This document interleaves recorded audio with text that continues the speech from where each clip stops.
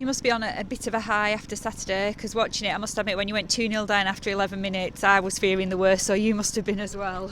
I was just pleased the way we finished the game, but I'm still disappointed we didn't win. And we've got to stop starts like we had. 2 big away games in Peterborough and Sunderland, and to concede 2 in the first 7 minutes on both occasions is not acceptable. And we know we can defend much better than that. And we've got to be capable of spotting danger a bit quicker. And we weren't at it for the first 20 minutes on Saturday. And it's all right saying, okay, well, we were better when we changed the system. That shouldn't be the case. Systems are systems.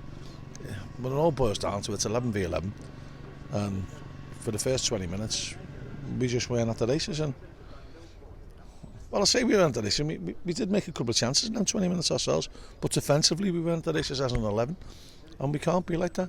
And, to win games in a League One level, especially away from home, you've got to be at it full throttle for the whole game. You can't just dip your toe in and out and play well at certain parts. Second half, you're outstanding. But, we've showed time and time again against good teams that we can play outstanding football. We've got to get this consistency into our game, which has blighted us this season. Made it very, very difficult to get where we believe we could have got this year. Saying that, Colby Bishop, Sean McConville scored, that must have been a massive boost for them. Great for them, yeah. And, thought it was a very, very incisive ball by Dion for Colby's goal, which is good that he's, contributing in other ways apart from scoring. And, it'll do both of them the world of good for the confidence.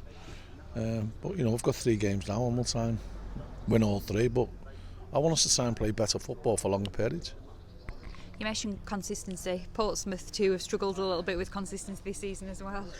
I think every team in the league has, to be honest. Strange season, no fans hasn't helped.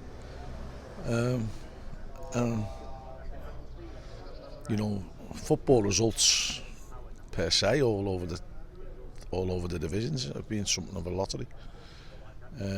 Bookmakers must be rubbing their hands. But we've just got to try and get that consistency in our play, and then if you get that, the results generally tend to follow. Just so weird having 3 games left and 2 of them against Portsmouth, who were challenging for promotion and will have something to play for, like Charlton. Yeah, it's really unusual the way the fixtures have gone. But we've seen to make a habit of playing Portsmouth on the last day of the season. So, I go back to what I said on Saturday. If you're grumbling about playing Portsmouth, the last game of the season, there's something wrong.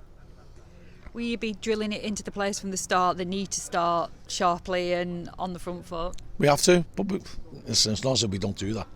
The players know that, and